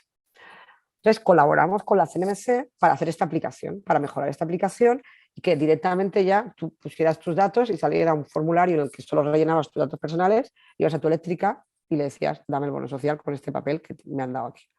Además poníamos el sello de las NMC, que está muy bien, porque las eléctricas, las NMC sí que les da miedo porque les pueden multar. Otras cosas no. O sea, si más el sello de Cibio es la suya, pero las NMC. Entonces, para hacer esta aplicación y que la gente simplemente poniendo su situación personal y datos y tal, le diéramos un resultado creíble y qué ayuda tenía derecho y cómo pedirlo y tal, estuvimos? Un mes reuniéndonos y hablando cada día con técnicos de las NMC, de la sección de energía, que saben de esto más que nadie, y nosotros, para conseguir, porque era tan complicado, que teníamos millones de dudas, tanto ellos como nosotros. Pero, o sea, estamos hablando de la gente de energía de las NMC, la gente que más sabe del mercado eléctrico, de cómo está regulado esto, y de gente que sabe muchísimo. O sea, uno de los tíos que trabajaba ahí, con los que colaboramos, es la persona que yo conozco que más sabe de leyes, de Administración General del Estado, de Derecho Administrativo. O sea, es un puto Dios. Dudas cada 2 por 3. Pero entonces, si la viuda tiene un. Bueno, será un caos. Entonces, si a nosotros que sabemos de esto, con gente súper especializada, para hacer una aplicación, para pedir una ayuda, estuvimos dándole vueltas un montón de tiempo y con millones de dudas, o sea, si una persona, nadie va a ser capaz de llegar de primeras y saber leyendo el decreto del BOE que reformó el bono social si tiene derecho a esa ayuda, ¿no? Ostras, es que al La, final lo la que CN haces, lo que estás es dependiendo de otras personas, estás haciendo que la gente sea vulnerable. Porque si yo no sé si tengo derecho a esa ayuda por lo que pone en el BOE, a mí me dice la compañía eléctrica que no, y yo me lo creo. Porque, ¿qué voy a saber? La CNMC es la Comisión Nacional del Mercado de la Competencia. El, lo que has dicho algo interesante antes, que es que existe una distancia entre el debate político público, el que aparece en los medios de comunicación en la tele, digamos, y la producción de políticas públicas que se dan en el BOE. ¿Cuán diferentes son estas dos realidades? Totalmente. O sea, es que yo tengo como un. Por ejemplo, los miércoles, que normalmente hay sesión de control al gobierno, yo me estoy leyendo el BOE de lo que se aprobó el martes en Consejo de Ministros. Entonces, para mí es un día de locos, porque el martes sí que hay gente que, bueno, sigue el Consejo de Ministros y dice, se ha aprobado un no sé qué, no sé cuántos. Vale. Entonces, el miércoles estoy yo sola leyéndome el BOE para ver si de verdad lo que anunciaron era así o si han colado cosas, si nunca es así y siempre han colado cosas. Pero yo estoy gritando diciendo que no, que la ayuda que os dijeron ayer no llega hasta dentro de 3 meses y en realidad no es así, cuando todo el mundo está pendiente de que en el Congreso se están pegando gritos. Y esa ayuda, igual estamos hablando de un cambio en el ingreso mínimo vital o una ayuda que le afecta a muchísima gente. O sea, y claro, y de repente yo digo, es que soy la loca, que mientras todo el mundo está diciendo, fíjate que Abascal ha gritado y le ha dicho al otro Pedro Sánchez asesino, mientras yo estoy diciendo que no, que lo que todo el mundo publicó ayer y leísteis ayer es todo mentira. Y a mí nadie me hace caso, claro, porque es mucho menos interesante que un señor gritando a otro en medio del Congreso. Entonces, está totalmente separado. O sea, al final, o sea, hay un montón de acuerdos que sí que hay dentro de la política de los que no se habla para sacar adelante un montón de cosas. Hay un montón de ministerios que están haciendo un montón de trabajo de decretos, de regulaciones, arreglando un montón de cosas que estaban mal, tal que no se ve porque no es relevante. O sea, al final, esas discusiones de determinados temas, a que de repente la extrema derecha saque un tema y sea el tema de polémica del día y estemos todos hablando de eso, eso hoy no afecta. El problema que tenemos, y yo creo que es muy importante, es que cuando llega un punto que esa polémica del día se mete en la agenda, todo el mundo habla de esto y se acaba legislando por eso, que no es relevante, que no es efectivo. Esto pasa mucho con el IVA, ¿no? Es que Feijóo ha dicho que hay que bajar el IVA porque fíjate la inflación. Hay todos los estudios económicos del mundo diciendo que bajar el IVA no sirve para nada porque es totalmente, o sea, fomenta la desigualdad y al final tú no puedes bajar el IVA a todo el mundo y es mejor tocar otro tipo de impuestos. Da igual, al final, run, y se acaba bajando el IVA. Entonces, hay una cierta conexión, o sea, determinados debates estériles que sacan durante días, al final si hay tanto que lo que hacen los gobiernos es, pues venga, me lo como y lo meto porque es lo que me pide la gente, que no es verdad, es lo que te piden 3 cadenas de televisión. Pero en general hay una desconexión total sobre qué es lo que de verdad se hace, sobre las políticas públicas y de qué estamos hablando cada día. Pero hay dos lecturas posibles, ¿no?, de esta desconexión, una negativa y una positiva. La negativa sería que, además de decir tonterías en la televisión, hacen lo que quieren en los consejos de ministros a la hora de producir leyes y demás, y hay una visión positiva que es mientras unos hacen el ridículo en la televisión, otros trabajan y además trabajan bien y resuelven los problemas concretos de la gente, pues eso, ¿no? Con todo lo que va apareciendo en el web. ¿Cuál de estas dos interpretaciones Yo sería más acertada? soy bastante negativa porque sinceramente creo que se pierde muchísimo tiempo en estos debates. O sea, si tú tienes a la mayoría de la gente de un equipo de un ministerio y sobre todo mayoría de gente de comunicación pendiente de a ver qué burrada ha dicho Pepito hoy, no tienes a gente trabajando en normas o sea, y es muy difícil reformar algo a fondo cuando todos los días tienes que salirte de ahí para ponerte a hablar de otra cosa o no sé, es muy complicado. Entonces, ¿se siguen haciendo cosas mientras pasa todo esto? Sí. ¿Se hacen muchísimas menos porque estamos respondiendo a la tontería del día? Años luz. Años luz. Y por eso hay más gente de comunicación que gente técnica y por eso, porque es más importante controlar que el relato de hoy no sé qué, a qué estamos haciendo. Pues claro que se hacen cosas, algunos ministerios más que otras, por ejemplo, o algunas comunidades más que otras van avanzando en cosas menos. Pero claro, o sea, al final se hace muchísimo menos. Y luego la sensación que esto, no solo la desafección, sino que, o sea, que hay muchísima ciudadanía que no sabe lo que se está probando y lo que está pasando porque no hay un puñetero hueco para esto.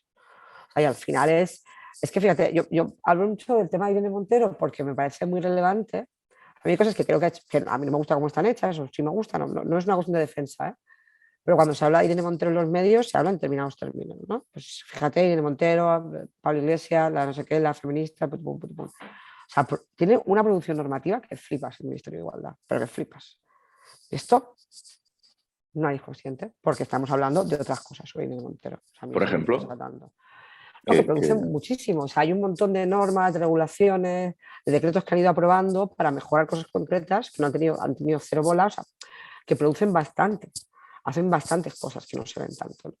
Y esto pasa con algunos otros ministerios. Luego hay otros ministerios que parece que son súper trabajadores y que hacen un montón de cosas, pero las hacen de qué manera, ¿no? Yo, por ejemplo, estoy muy enfadada con el Ministerio de Trabajo. Muy enfadada. Muchísimo, muchísimo. Porque, o sea, el abuso de los decretos ley para todo me enfada, pero que una reforma laboral, ahora los cambios en las bonificaciones por contratación, todo lo hagas por decreto ley, con la cosa de, es que yo dialogo mucho porque me reúno con los sindicatos de la patronal, perdóname, pero yo a esa gente no la he votado. O sea, no puede ser que el Ministerio de Trabajo, la mayoría de las normas que ha aprobado desde que está, es por decreto ley. Ostras, no, pues no estamos hablando de diálogo y sentarnos a hablar, pues sentate a hablar con los otros diputados. Vale que tenemos una oposición contra en contra, pero me da igual, es que les han votado. Entonces, seguramente se venda a un ministerio como fíjate qué serio es y qué eficiente y que no sé qué, no sé cuántos, y está saltando la democracia así, jauja, y a otro como fíjate la loca de la feminista que no sé qué tal, y está haciendo un montón de cosas. Y está llegando a acuerdos para aprobar leyes. Entonces, creo, y no es una cuestión de defender, porque yo, o sea, no es una cuestión de defender políticas, estoy hablando de procedimientos, porque yo no defendería todo de una ni todo de la otra ni al revés. Pero creo que la visión que se tiene de determinadas cosas que pasan en la política no tiene nada que ver con lo que pasa en realidad. tu primer libro, Españópoli o Españópoli, explica cómo funcionan los entresijos del poder en España y argumenta que nuestro país funciona como un gran monopolio. ¿Qué quieres decir exactamente o qué querías decir exactamente cuando decías esto? Parece una afirmación muy dura. 8 años después de la publicación del libro, ¿piensas igual? ¿Qué querías decir? Sí, o sea, pienso igual que cómo lo planteé. No sé si he entendido del todo bien, pero sí como lo planteé. O sea, para mí era como, o sea, es Si no al está claro, lo final. vuelvo a plantear, ¿eh? No, sí, no, está claro, está claro. Pero, o sea, para mí yo planteaba que era como un juego, que era un Monopoly, sobre todo porque hay unas reglas, algunas tienen que ver con la suerte y otras no, pero también hay unas reglas muy básicas que solo conocen, o sea, es como si fuera un juego al que tú estás jugando sin saber las reglas. Y las reglas no son solo qué normas hay, qué derechos tienes, porque para mí eso es relevante. Las reglas también son, tú no sabes qué está pasando en esa reunión, ¿no? Lo que hablábamos del lobby. Entonces, yo lo que quería plantear con ese libro era por qué determinadas normas que eran muy relevantes y tal y como estaban hechas, propiciaban o ayudaban a que determinada élite se mantuviera en el poder. O sea, que no era una cuestión solo de familia, que también era muy relevante, y sobre todo en España es muy relevante, el, más que en otros países, el rollo de la familia de la que vienes para ver dónde vas. Es muy, muy relevante y por eso el tema del colegio, de ir todos juntos, de todas las sagas familiares, también, si lo pensamos, una de las mayores asociaciones empresariales de nuestro país es la asociación de la empresa familiar. pero estamos hablando que ahí está Mercadona, quiero decir, empresa familiar no es una frutería, es una cosa como, o sea, el tema familiar es muy importante.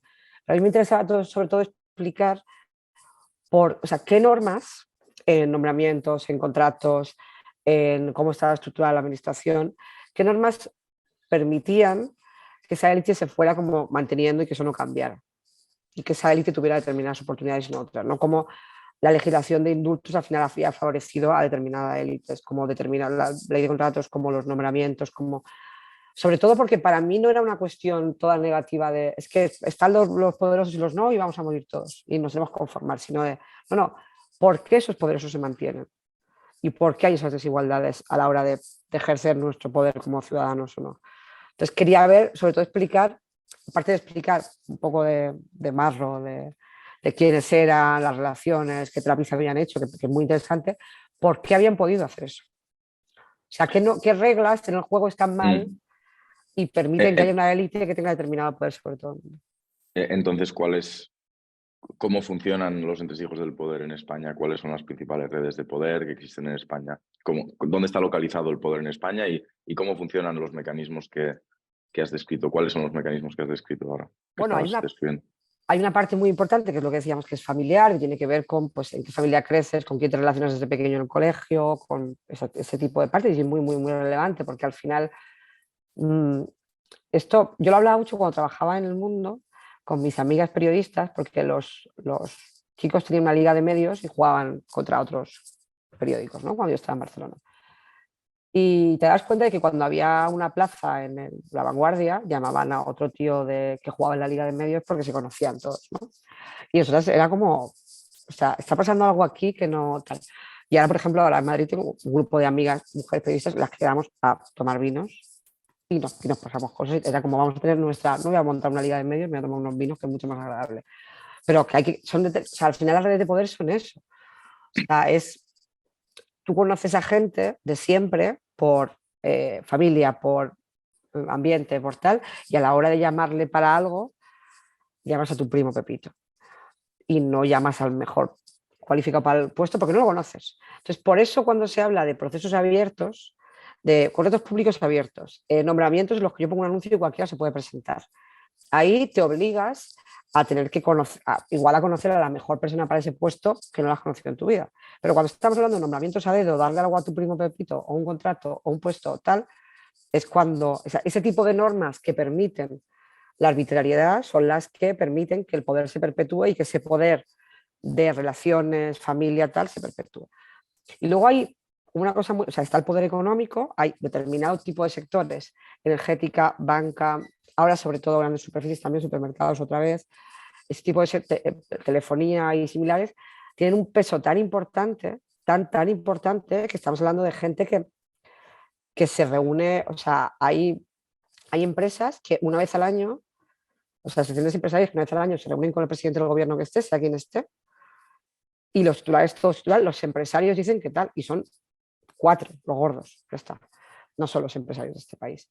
Entonces, hay un poder económico muy importante que tiene relación directa a través de esas asociaciones que a veces se les pone una pátina de empresa familiar, Asociación Española de la Competitividad, con palabras como bonitas, ¿no? Como para que no sea empresarios que quieren que se defiendan sus intereses en la Moncloa, que es un poco más feo, que se reúnen directamente con el presidente del gobierno, con el rey, todo el rato, que salen patronatos de fundaciones, que tal. Entonces, al final, esa relación de conocimiento de tal, y que los medios les dan más poder aún cuando, aunque sean un porcentaje súper pequeño de los empresarios de este país, titulan los empresarios dicen que tienen que hacer no sé qué el gobierno.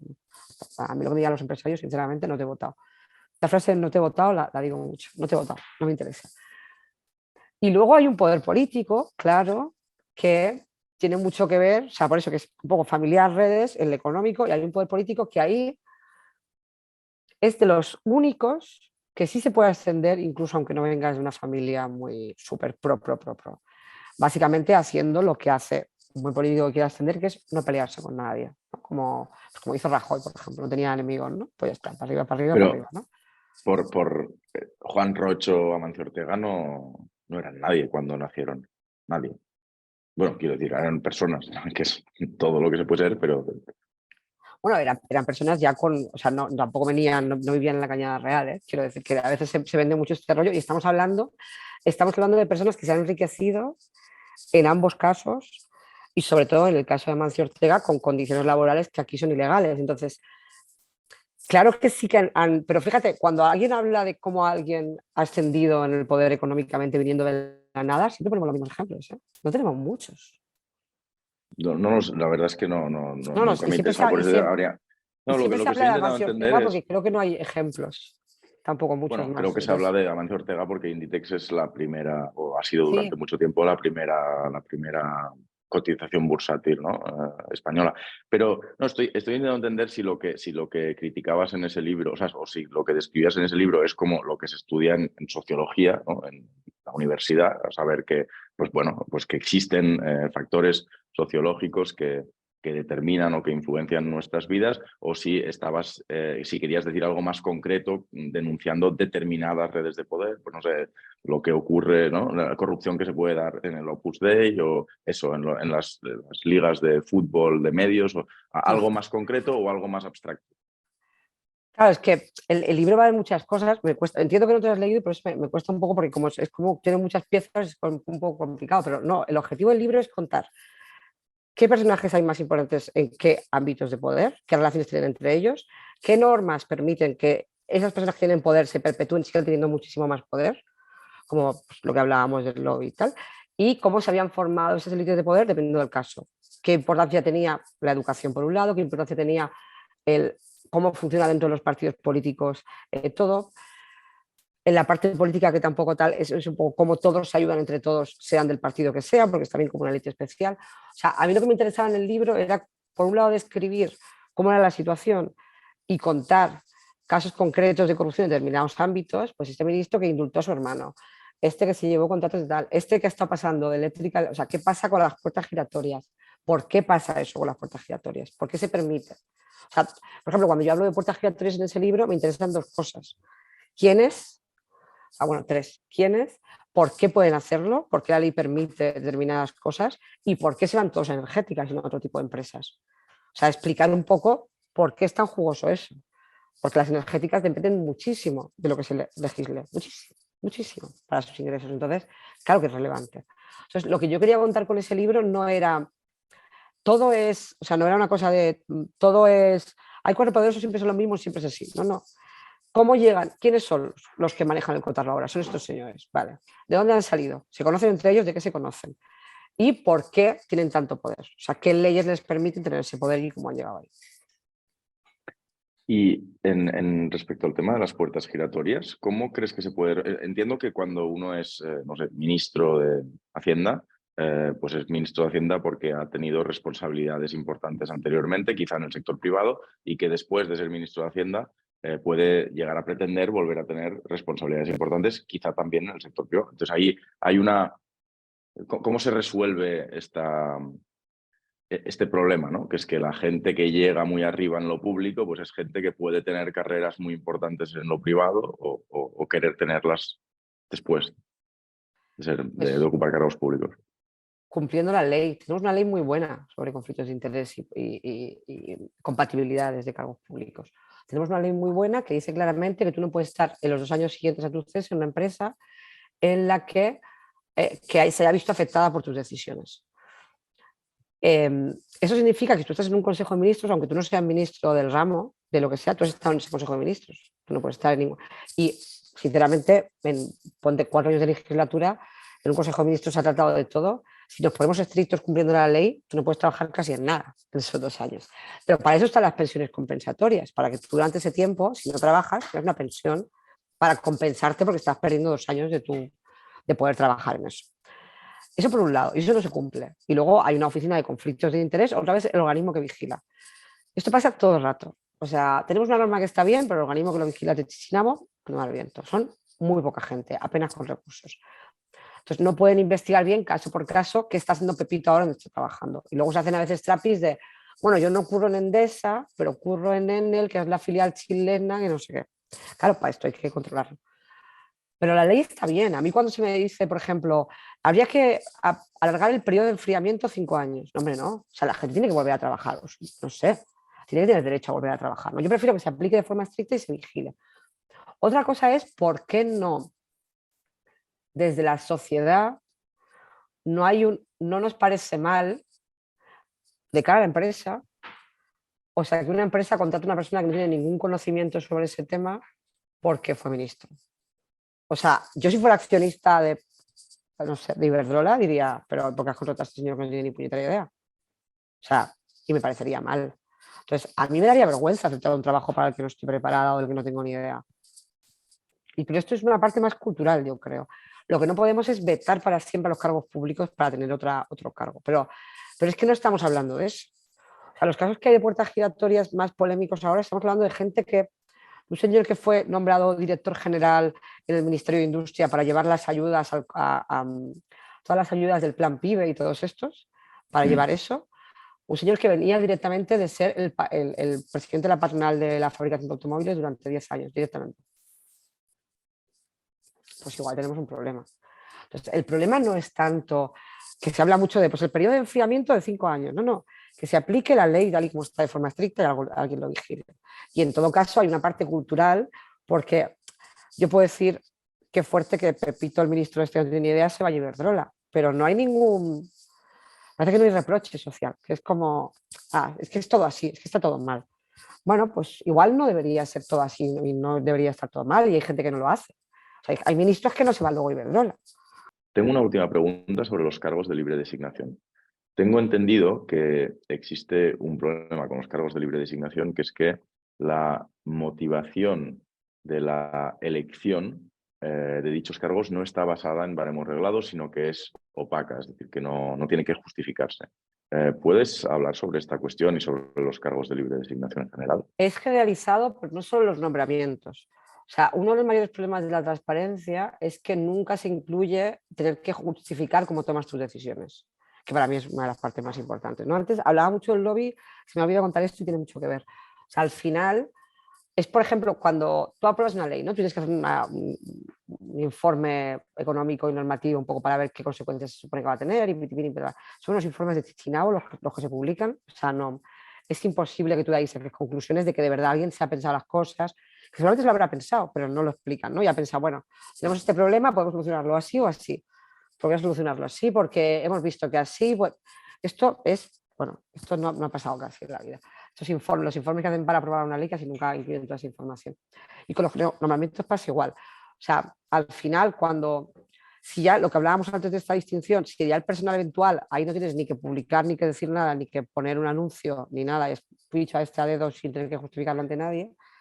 El libre designación, que sí hay un proceso, o sea, yo anuncio, y esto se publica, por ejemplo, en el BOE los días 1 y 15 de cada mes, yo anuncio que quiero cubrir esta plaza de director general en este no sé qué, y exijo, normalmente las exigencias son muy pocas, son que sea el grupo tal y tenga nivel no sé qué, y a veces, a mí me encanta, por ejemplo, cuando se nombra a gente para las embajadas de libre designación, que no les exigen el idioma del sitio. O sea, el nivel de exigencia es un poco que sea el grupo este.